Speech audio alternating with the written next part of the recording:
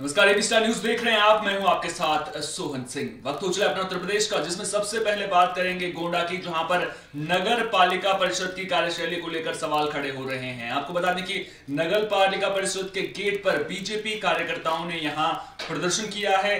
3.50 करोड़ के घोटाले का आरोप लगाया है।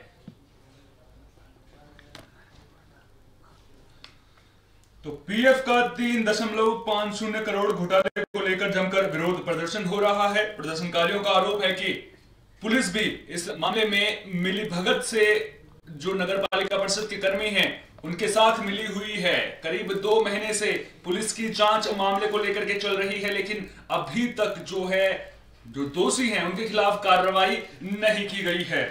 तो पीएफ के 3.50 करोड़ घोटाले को लेकर यहां पर विरोध प्रदर्शन देखने को मिल रहा है।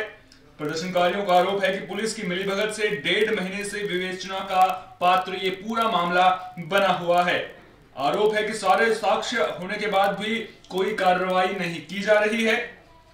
सवाल उठता है यहां पर कि 3.50 करोड़ के घोटाले पर आखिर पर्दा कौन डाल रहा है। आपको बता दें कि पूरे मामले में करीब 2 महीने से गोंडा पुलिस जांच कर रही है। इस मामले को लेकर, नगर पालिका के घोटाले को लेकर बीजेपी के कार्यकर्ताओं और सभासद ने जमकर विरोध प्रदर्शन किया है। नगर पालिका परिषद के गेट पर सैकड़ों की संख्या में एकजुट होकर चेयरमैन ईओ घोटाले में लिप्त होने के कारण लोग इस्तीफा मांगने की मांग रहे हैं। आपको बता दें कि इन लोगों से इस्तीफा मांगा गया है। मामले की जानकारी जब प्रशासनिक अधिकारियों को पहुंची तो सिटी मजिस्ट्रेट जायजा लेने के लिए मौके पर पहुंची। शांति व्यवस्था बनाने को लेकर के पुलिस भी पूरी तरह से अलर्ट मोड पर नजर आई। आपको बता दें कि लगातार यहां पर बीजेपी नगर पालिका परिषद में घोटाले को लेकर सवाल खड़े कर रही है। और आपको बता दें कि जो आला अधिकारी नगर पालिका परिषद के हैं उनके खिलाफ कार्रवाई की मांग की गई है। साथ ही साथ पुलिस की कार्यशैली को लेकर के भी यहां पर सवाल खड़े उठ रहे हैं। अब ऐसे में सवाल उठता है कि आखिर जो ये घोटाला है उस पर पर्दा कौन डाल रहा है, किन लोगों के संरक्षण में ये घोटाला किया गया है। तमाम ऐसे सवाल हैं जिनकी पुलिस जांच कर रही है। अब पुलिस की जांच कब तक पूरी होती है ये देखने वाली बात होगी, और उस जांच में क्या कुछ निकलकर सामने आता है इस पर भी हमारी नजर लगातार बनी रहेगी।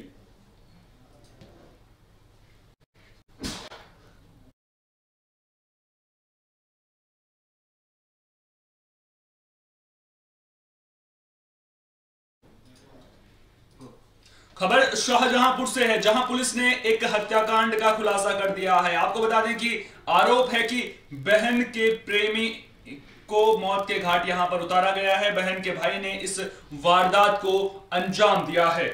तो शाहजहांपुर से यह खबर सामने आ रही है, जहां पर पुलिस ने सोनू हत्याकांड का खुलासा कर दिया है। बहन के प्रेमी को साथी के साथ मिलकर मौत के घाट उतारा था। तो बहन के प्रेमी को दोस्त के साथ मिलकर मौत के घाट उतारने का यह मामला सामने आ रहा है। सोनू हत्याकांड का पुलिस ने खुलासा कर दिया है। पुलिस ने हत्याकांड के 2 आरोपियों को गिरफ्तार कर लिया है। प्रेम प्रसंग के चलते सोनू की गर्दन काटकर हत्या कर दी गई थी। पुलिस ने हत्याकांड में इस्तेमाल किए गए गड़ासे को भी बरामद कर लिया है। आपको बता दें कि पूरा मामला सिधौली थाना इलाके के आलमपुर गांव का है, जहां पर सोनू की हत्या की खबर सामने आई थी, जिसके बाद पुलिस लगातार इस मामले में जांच कर रही थी और अब पुलिस ने इस गुत्थी को सुलझा लिया है। आपको बता दें कि पूरे मामले में 2 आरोपियों को गिरफ्तार किया गया है। लड़की का मेडल था जी। तुम लोग बढ़िया सिपाही लगा कहां पूरी बात बताओ सही से। लड़की का गलती जो लड़की थी बहुत उसका पीछे चलना पड़ा था। तो उसने कहा मेरी बात करा देना, तो हमने कहा इन लोग इनसे चतुरी ने हमसे कहा लड़के की शादी अब इसको लगा दिया, ये मतलब के आदमी नहीं है, मतलब मुझे नहीं रोक पाएंगे। हम थे और बोलो इसके लिए भी इनको आदमी चाहिए। लक्ष्मण और जे लोग थे, अब वहाँ बुला के ले गए। पीपल ने उसके डंडा मारा पीछे से, और चतुर जे लोग उसके बंका चलाने लगे, उस पर गिरा के खड़े थे। जी सर, जी सर। अच्छा, तुम पास में खड़े थे? जी सर, इसलिए तुम्हारे छींटे आ गए? जी सर, जी सर। मारा किन लोगों ने था? चतुरी ने बंका चलाया था और पीपल ने डंडा मारा था। तो तुम्हारे चतुरी की लड़की से कुछ संबंध थे? जी। और उसके भी, सोनू के भी थे? नहीं, सोनू के किससे संबंध थे? बिजपाल की लड़की से। बिजपाल की लड़की से?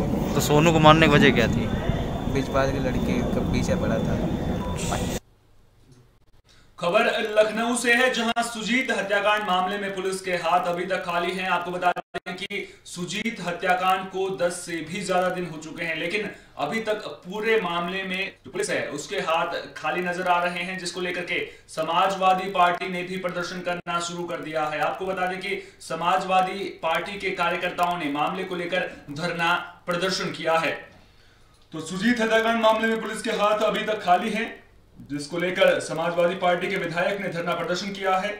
आपको बता दें कि लखनऊ में चर्चित सुजीत पांडे हत्याकांड मामले में लखनऊ पुलिस के हाथ 10 दिन के बाद भी खाली हैं। हत्याकांड का खुलासा न होने से लोगों में नाराजगी देखने को मिल रही है, जिसके बाद समाजवादी पार्टी के विधायक अमरीश सिंह पुष्कर ने धरना प्रदर्शन शुरू कर दिया। समाजवादी पार्टी विधायक के साथ व्यापार मंडल और अधिवक्ता संघ के लोग भी धरना प्रदर्शन में शामिल हुए और सुजीत हत्याकांड मामले की जांच उच्च स्तरीय कराने की मांग की जा रही है। आपको बता दें कि समाजवादी पार्टी विधायक अमरीश सिंह पुष्कर ने कानून व्यवस्था को लेकर के भी सवाल उठाए हैं और कार्यकर्ताओं के साथ हाथों में तख्तियां लेकर समाजवादी पार्टी के विधायक धरने पर बैठ गए। समाजवादी पार्टी विधायक ने 2 दिनों में हत्या का खुलासा न होने पर धरना प्रदर्शन की पहले ही चेतावनी दी थी, जिसके बाद मोहनलाल तहसील को छावनी में तब्दील किया गया है और मौके पर बड़ी संख्या में पुलिस बल को तैनात कर दिया गया है। तो पूरा मामला सुजीत हत्याकांड से जुड़ा हुआ है। आपको बता दें कि 10 दिन से भी ज्यादा हो चुके हैं इस मामले को, लेकिन अभी तक पुलिस के हाथ पूरे मामले में खाली हैं और जिसके बाद कानून व्यवस्था को लेकर लगातार सवाल उठने लगे हैं। अब जो ये मामला है वो सियासी रंग लेता हुआ भी नजर आ रहा है। समाजवादी पार्टी के विधायक ने मामले को लेकर प्रदर्शन किया है और कानून व्यवस्था को लेकर सवाल खड़े किए हैं।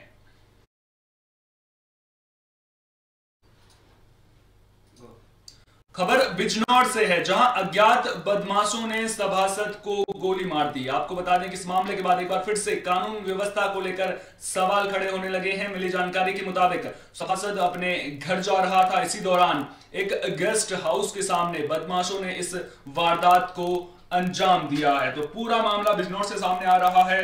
बिजनौर के कालरा गेस्ट हाउस के सामने का ये पूरा मामला है, जहां पर अज्ञात बदमाशों ने सभासद को गोली मार दी, जिसके बाद सभासद की हालत गंभीर बनी हुई है और उन्हें इलाज के लिए मेरठ रेफर कर दिया गया है।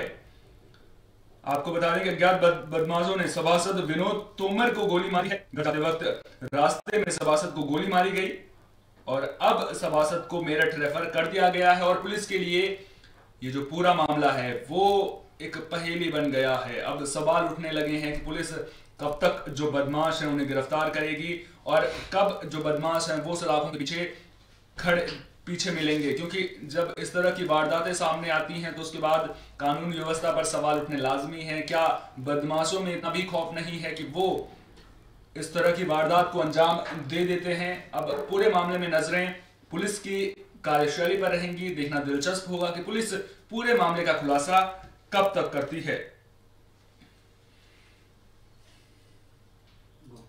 खबर हरदोई से सामने आ रही है, जहां पर एक युवक का संदिग्ध परिस्थितियों में शव मिला है। आपको बता दें कि संदिग्ध परिस्थितियों में मौत का मामला ये सामने आ रहा है, जिसके बाद पुलिस ने शव को कब्जे में ले लिया है और कानूनी कार्रवाई में जुट गई है। तो हरदोई से ये पूरी खबर सामने आ रही है, जहां पर संदिग्ध परिस्थितियों में मौत का ये मामला सामने आ रहा है। पुलिस ने अधजला शव बरामद किया है। आपको बता दें कि संदिग्ध परिस्थितियों में घर के अंदर से युवक का ये अधजला शव बरामद किया गया है और इस घटना के बाद जो इलाका है वहां पर हड़कंप मच गया है। आपको बता दें कि ये पूरा मामला शहर कोतवाली इलाके के मोहल्ला विभूति नगर का है, जहां पर पुलिस ने घर के अंदर से जला हुआ शव बरामद किया है। आपको बता दें कि पुलिस को जो पड़ोसी हैं उन्होंने मामले की जानकारी दी थी। दरअसल पड़ोसियों को घर से शव के जलने की बदबू आ रही थी, जिसके बाद पुलिस को जानकारी दी गई और पुलिस ने इस शव को बरामद कर लिया है। मिली जानकारी के मुताबिक जिस युवक का शव बरामद किया गया है वो किराए के मकान में रह रहा था। मृतक सांडी थाने का बताया जा रहा है और मामले को लेकर के अब पुलिस ने जांच शुरू कर दी है। पुलिस की जांच के बाद ही ये पता चल पाएगा कि आखिर इस युवक की हत्या हुई है या फिर इसकी मौत की वजह क्या कुछ है। नजरें लगातार पुलिस कार्रवाई पर बनी रहेंगी। अब देखना दिलचस्प होगा कि पुलिस की कार्रवाई में, पुलिस की तफ्तीश में क्या कुछ निकलकर सामने आता है। पुलिस को रात में सूचना मिली थी कि विभूति नगर में एक घर में आग लगी है। पुलिस मौके पर पहुंची तो वहां पे एक डेड बॉडी मिली है। पुलिस सभी पहलुओं पे जांच कर रही है और जैसा आगे होगा आपको बताया जाएगा। परिजन क्या बता रहे हैं? कुछ अभी परिजन कुछ बताने की स्थिति नहीं है। उनकी पत्नी है, उनसे बातचीत हो रही थी, अभी उनको होशो हवास में नहीं है। जैसा आगे बताएंगे फिर बात करेंगे। किसी में कोई वांछित मुलजिम है क्या कुछ संज्ञान? अब ये सारी चीज़ें चूँकि डेड बॉडी ऐसी है वो अभी पहचान नहीं हो पा रही है। ये सारी चीज़ें जब बताएंगी तो आगे उसमें कार्रवाई के बारे में आपको बताया जाएगा। खबर फिरोजाबाद से सामने आ रही है, जहां पर एक युवक का तमंचा लहराते वीडियो वायरल हो रहा है। आपको बता दें कि इस युवक पर एक लड़की के साथ छेड़खानी करने का भी आरोप है। जब परिजनों ने विरोध किया तो आरोप है कि इस युवक ने तमंचा लहराते हुए इस युवक का वीडियो वायरल हो रहा है। तो फिरोजाबाद से ये पूरा मामला सामने आ रहा है, जहां पर एक युवक का तमंचा लहराते वीडियो वायरल हो रहा है। मामला जसराना थाना इलाके के गांव सिकंदरपुर का है। युवक पर एक लड़की से छेड़खानी करने का भी आरोप लगा है, जिसका जब परिजनों ने विरोध किया तो आरोपी ने अपने बचाव में तमंचा दिखाकर पीड़ित पक्ष पर दबाव बनाने की कोशिश की है। और ये जो पूरी घटना है वो कैमरे में कैद हो गई है। फिलहाल जो परिजन है उन्होंने पुलिस से पूरे मामले की शिकायत कर दी है, जिसके बाद पुलिस ने मामला दर्ज कर आरोपी की तलाश शुरू कर दी है। तो फिरोजाबाद में युवक का तमंचा लहराते वीडियो वायरल हो रहा है। अब सवाल यहां पर यह उठता है कि इस युवक के पास सबसे पहले तो तमंचा आया कहां से और आखिर कैसे एक युवक खुलेआम तमंचा लेकर घूम रहा था। इस घटना के बाद कई तरह के सवाल जरूर खड़े हो रहे हैं और अब देखना दिलचस्प होगा कि जो ये आरोपी है वो पुलिस की गिरफ्त में कब तक आता है। साहब ये लड़ाई इसने की थी हमारे घर पे आके, और पहले तो ये लड़की को मारपीट की। उसके बाद में हमने पूछा तो हमसे मारपीट करने लगा और आकर के इसने बट मार दिया तमंचे का सिर में। खबर फर्रुखाबाद से है, जहां पर प्रशासन ने अतिक्रमण हटाओ अभियान चलाया था, जिसके तहत अवैध निर्माण को जो है तोड़ा जा रहा था। इसी दौरान जो बीजेपी के मीडिया प्रभारी हैं उनकी सिटी मजिस्ट्रेट के साथ बहस हो गई। आपको बता दें कि इस दौरान खूब तुतमें भी देखने को मिली। तो अतिक्रमण हटाओ अभियान में बीजेपी नेता और सिटी मजिस्ट्रेट भिड़ते हुए नजर आए। आपको बता दें कि नगर पालिका द्वारा यह अभियान चलाया जा रहा था। बीजेपी मीडिया प्रभारी ने सिटी मजिस्ट्रेट को धमकी दी, इस तरह के आरोप भी लग रहे हैं। सिटी मजिस्ट्रेट को सीएम से शिकायत करने की धमकी देते हुए यहां पर बीजेपी मीडिया प्रभारी नजर आए, इस तरह के आरोप यहां पर लग रहे हैं। इसके बाद आपको बता दें कि शिवांग रस्तोगी बीजेपी के मीडिया प्रभारी हैं, जिन पर धमकी देने का आरोप लगा है।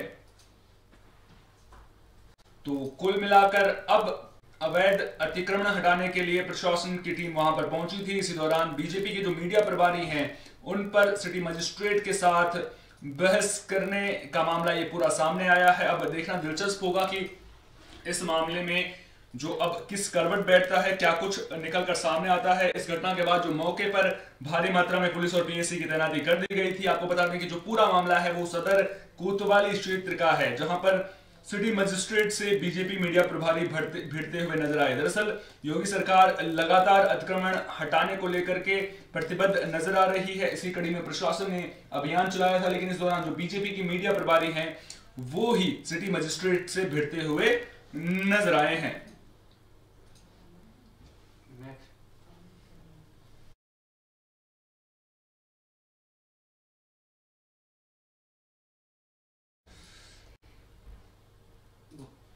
खबर औरैया से है, जहां पर पुलिस को बड़ी कामयाबी मिली है। आपको बता दें कि चोर गिरोह के सदस्य कबाड़ी बनकर चोरी की वारदात को अंजाम देते थे। आपको बता दें कि जो गिरोह के सदस्य थे वो पहले रेकी करते थे कबाड़ी बनकर, और उसके बाद जब उन्हें कोई खाली घर मिलता था तो उसमें चोरी की वारदात को अंजाम देते थे। लेकिन अब पुलिस ने इस गिरोह का पर्दाफाश कर दिया है। कबाड़ी बनकर दिन में रेकी कर खाली पड़े मकानों को अपना शिकार बनाकर लूट कर दहशत बनाने वाले गिरोह का पुलिस ने पर्दाफाश कर दिया है। पुलिस ने 4 आरोपियों को गिरफ्तार किया है, जिनके पास से डबल बैरल की बंदूक के साथ सोने चांदी के आभूषण समेत एक LED कंपनी की टीवी और एक मोटरसाइकिल वाहन भी बरामद किया गया है। इसके अलावा 2 तमंचा 315 बोर के कारतूस भी इनसे बरामद किए गए हैं। पुलिस के मुताबिक चारों शातिर अपराधियों पर कई धाराओं में मामले पंजीकृत हैं। मामला औरैया के सदर कोतवाली क्षेत्र के मोहल्ला गायत्री नगर का है। आपको बता दें कि 2 दिसंबर को महेश फौजी के घर से अज्ञात चोरों ने चोरी की घटना को अंजाम दिया था। इस घटना में चोरों ने एक डबल बैरल की बंदूक समेत सोने चांदी के जेवरात और नकदी की चोरी की थी। पुलिस के लिए सुरदर्द बने इस मामले में मुखबिर की सूचना पर सदर औरैया कोतवाली पुलिस और SOG टीम ने इन अपराधियों को गिरफ्तार कर लिया है। पुलिस ने इन शातिर अपराधियों के पास से कई चोरी का सामान भी आपको बताने की बरामद किया है। अब पुलिस इन सभी आरोपियों को जाल लेकर कानूनी कार्रवाई में जुट गई है। आपको बता दें कि जो आरोपी हैं वो जालौन के रहने वाले बताए जा रहे हैं और इनके खिलाफ कई आपराधिक मुकदमे भी पंजीकृत हैं। देखिए 2/3 दिसंबर की रात्रि में एक फौजी जिनका नाम महेश है, उनके घर में चोरी हुई थी और लगातार हमारे द्वारा प्रयास किया जा रहा था कि इस चोरी का सफल अनावरण किया जाए। इस चोरी में उनकी एक लाइसेंसी शस्त्र DBBL गन भी गई थी और साथ ही उनके आभूषण भी गए थे। इस चोरी का सफल अनावरण कोतवाली पुलिस और SOG की संयुक्त टीम द्वारा किया गया है, जिसमें जो DBBL गन है वो भी रिकवर की गई है, साथ में जो घर में चोरी हुई थी उसकी भी रिकवरी हमारे द्वारा की गई है। इन्होंने दौरान पूछताछ जो अभियुक्त हैं 4 अभियुक्त पकड़े गए हैं। उन्होंने बताया कि ये कबाड़ी कलेक्ट करने के बहाने दिन में घरों की रखी किया करते थे और उनका वाहन जिससे वो रखी करते थे वो भी हमारे द्वारा बरामद किया गया है और रात में ये घरों को अपना निशाना बनाते थे और इसी क्रम में इन्होंने अपने टीम को बुलाकर यहाँ पे चोरी की घटना कारित की। और अब इनके द्वारा ये भी बताया गया कि जालौन में भी इन्होंने घटना करी थी, उसमें भी LED एक चोरी करी थी टीवी, वो भी हमारे द्वारा रिकवर की गई है और अब इनको हम लोग न्यायिक अन्वेषण में। मैम, ये पकड़े गए सभी शातिर अपराधी कहाँ के रहने वाले हैं और उनके ऊपर कितने मुकदमे? देखिए इनमें से एक व्यक्ति है, उस पर करीब आधा दर्जन से ज़्यादा मुकदमे हैं और एक व्यक्ति जो अभी हम जिसकी तलाश में हम लगे हुए हैं उसका भी आपराधिक इतिहास खंगाला जा रहा है। ये पूर्व में भी चोरी की घटना करते हैं, इनके द्वारा भैंस चोरी की भी घटनाएं कबूली गई हैं, तो ये सारी पूछताछ और विस्तृत रूप से भी इनसे की जा रही है। खबर लखनऊ से सामने आ रही है, जहां पर ऊर्जा मंत्री श्रीकांत शर्मा एक्शन मोड में नजर आ रहे हैं। आपको बता दें कि श्रीकांत शर्मा अचानक ही एक विद्युत उपकेंद्र में पहुंच गए, जहां उन्होंने कामकाज का निरीक्षण किया। इस दौरान खामियां पाए जाने पर अधिकारियों को फटकार लगाते हुए भी ऊर्जा मंत्री नजर आए हैं। तो श्रीकांत शर्मा एक्शन मोड में नजर आ रहे हैं। आपको बता दें कि वे अचानक ही एक विद्युत उपकेंद्र में पहुंच गए थे, जहां पर उन्होंने विद्युत उपकेंद्र का निरीक्षण किया। मंत्री के अचानक पहुंचने से विद्युत उपकेंद्र में हड़कंप मच गया। आपको बता दें कि चौक स्थित मेहताब बाग विद्युत उपकेंद्र का निरीक्षण करने के लिए ऊर्जा मंत्री पहुंचे थे। इस दौरान विद्युत उपकेंद्र में कई खामियां पाए जाने पर उन्होंने अधिकारियों को फटकार भी लगाई।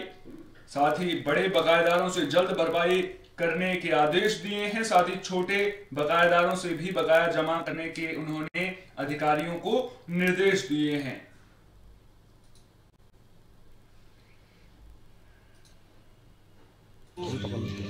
निर्बाध बिजली आने वाली गर्मियों में मिले, ये सरकार की मंशा है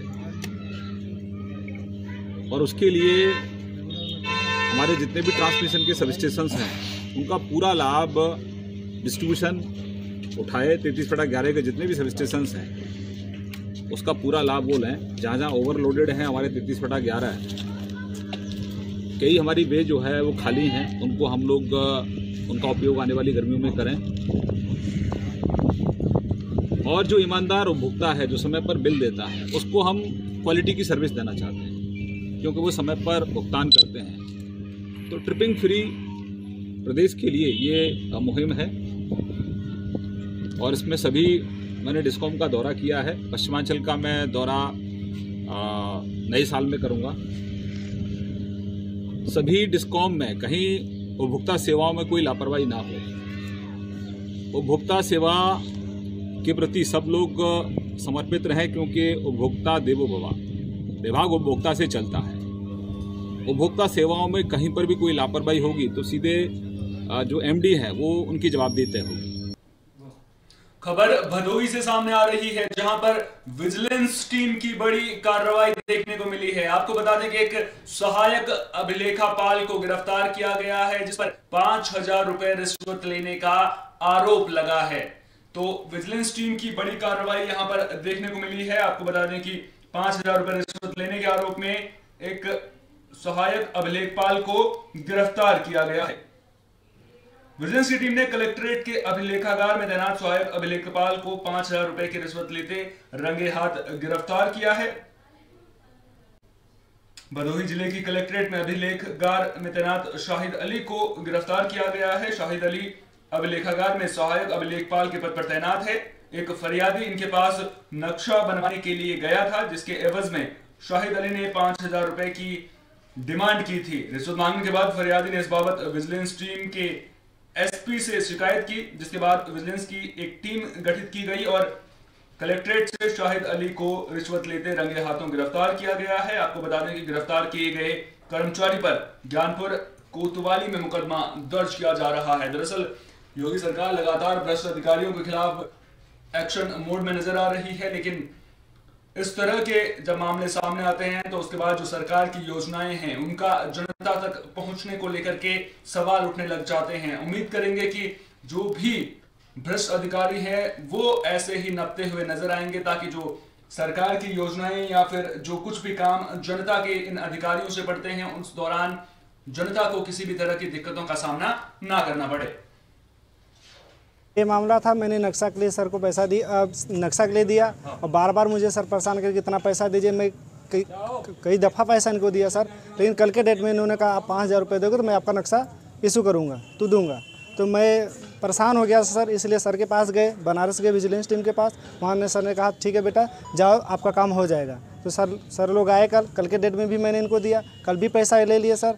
तो सर आज रंगों हाथों सर के द्वारा कितना पैसा आपसे मांग रहे थे? 5,000 रुपये सर, एक नक्शे का 5,000 रुपये मांग रहे थे सर, और 5,000 रुपये आज मैंने दिया भी। सर ने रंगों हाथों उन लोगों को। किस चीज़ का नक्शा था, क्या था? सर ज़मीन का नक्शा होता है सर ना, जैसे कभी झगड़ा होता है तो ज़मीन का नक्शे की ज़रूरत पड़ती है सर, इसलिए मैंने खुद अपने ज़मीन का नक्शा ले रहा था सर। मामला यह था कि एक शिकायतकर्ता रविंद्र कुमार सना भगेड़ू कुरमैचा का है। यह ऊँच गाँव का है, ऊँच थाने का पड़ेगा भदोही ज़िले में।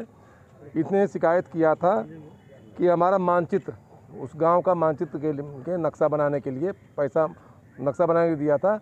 उस नक्शे को बनाने के लिए यह शाहिद अली सनाब दानिश खां, ग्राम गोरी खमरियान औराई भदोही के रहने वाले हैं।